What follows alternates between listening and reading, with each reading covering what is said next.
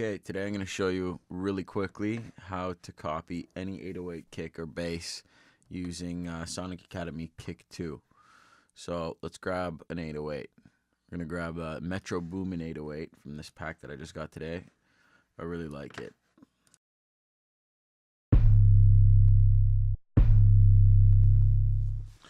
Hear that nice harmonic at the end? See, this kick is in C, so it's got like a lot of harmonic information so that it can be heard, because if it was just a sine wave, you'd barely hear it. C is a very, very low note on the scale in terms of bass.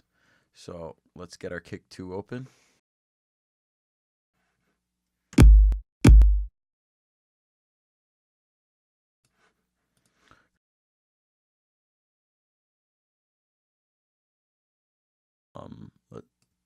Let's get rid of this little thump at the beginning. We don't need that. That's gonna create a kick sort of effect. We just want a straight bass shot right now. We're gonna extend the amplitude on this quite a bit because we want it to ring out like a long 808. And that should be fine. Okay, so here's the trick. Watch carefully. I'm going to put a note here.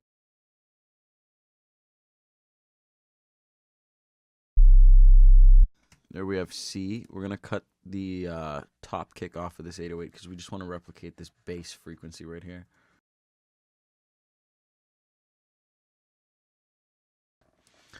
Now, we create an audio track. Set the input of that audio track to the output of your plugin. I'm using Kick 2, but you could use anything for this. Serum, Sylenth, whatever you want. Now we're going to solo this. Record enable this channel. And we're going to create a loop. And press record.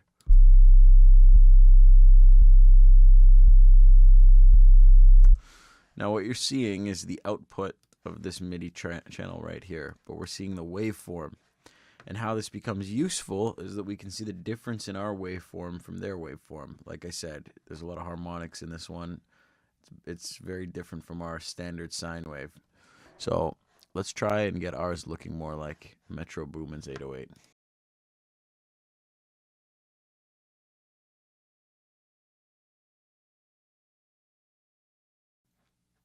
I'm going to select the sine wave from our wavetables. We're going to add some drive right here. Add some of the second harmonic in.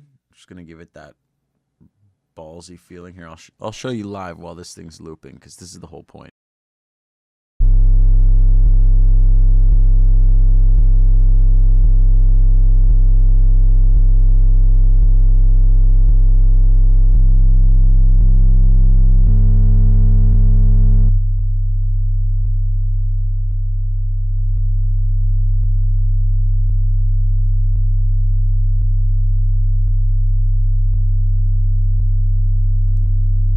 We're starting to get these dunks that we want here, the little bumps in the waveform.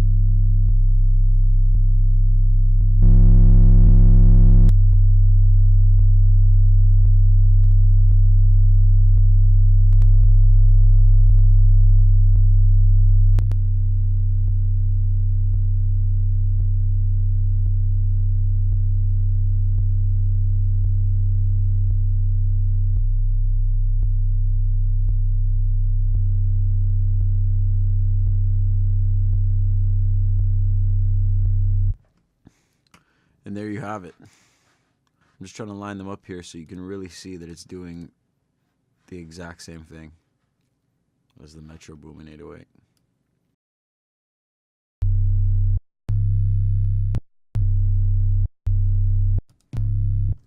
There you go. It looks and sounds exactly the same, except for the little bit of extra noise over top of this one, plus the echo of this like stompy sound that's happening in the beginning here. Listen. If I put a filter and cut out these frequencies, maybe it can illustrate even more how identical these two really are.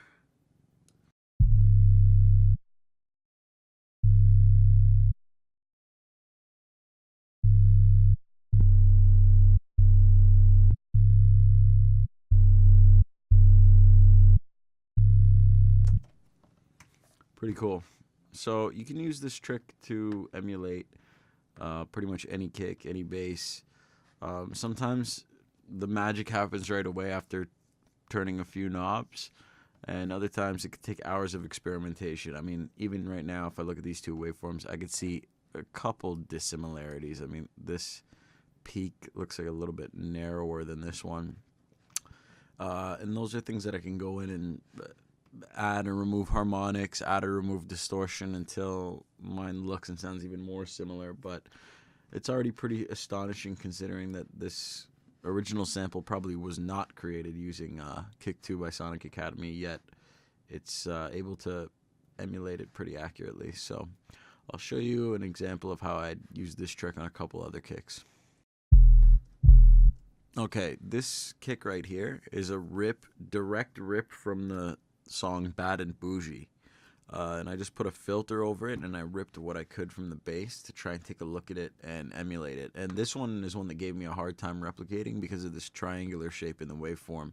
I initially thought it was going to be a triangle wave instead of a sine wave to get that kind of effect, but as it turns out, a triangle wave at low frequencies kind of looks like a sine wave. And it didn't kind of give me this effect. I eventually achieved this effect through like using a lot of distortion. But what's also interesting is I copied the exact pitch envelope of the kick thump in the beginning, all within the same preset where I made the 808. So let me open up that preset now so you can see.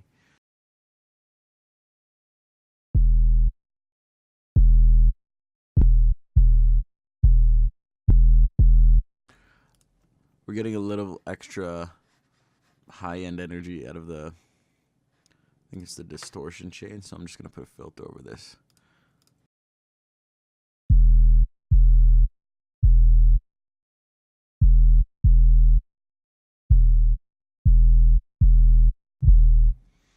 So you can see how my kick and theirs are pretty much the same. If I flatten this to audio, you'll see even more clearly.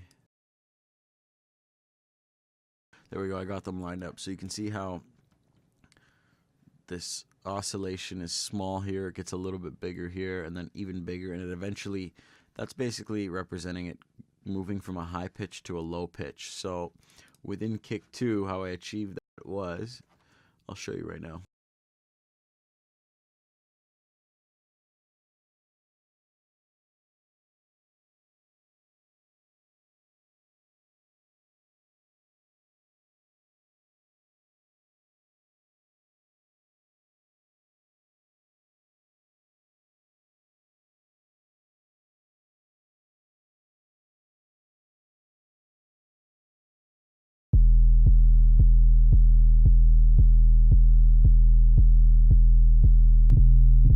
So as I had it looping, I went in here and I started playing with these parameters, adjusting them, bringing them higher, lower. This represents the pitch that it's starting from and then descending to, and then at what rate it's descending there, and then whether that's exponential this way, that way. So you'll see as I record how that changes when I move these parameters.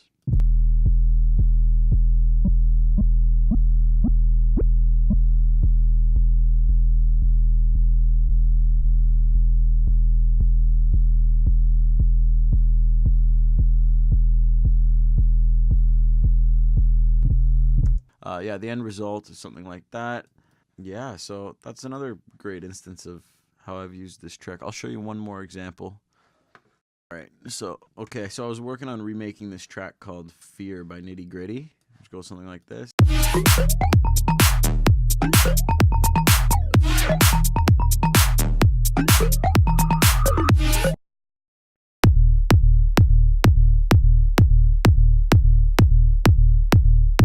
the audio that came from the kick too, and I'll show you how, if you just look at the waveform in Fear by Nitti Gritti, that's the top kick. Then you get this little piece here where you can see what the actual raw bass looks like. And again, it's a sine wave with some dunks within the waveform, which represent mostly the second harmonic, maybe a little bit of third. Let's see what I did to get that effect. Okay, so quite a bit of third and second.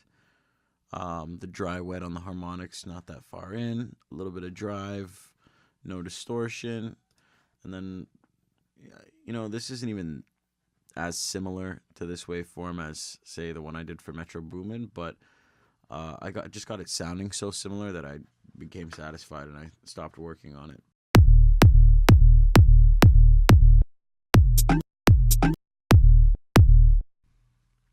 I'd say it's pretty close.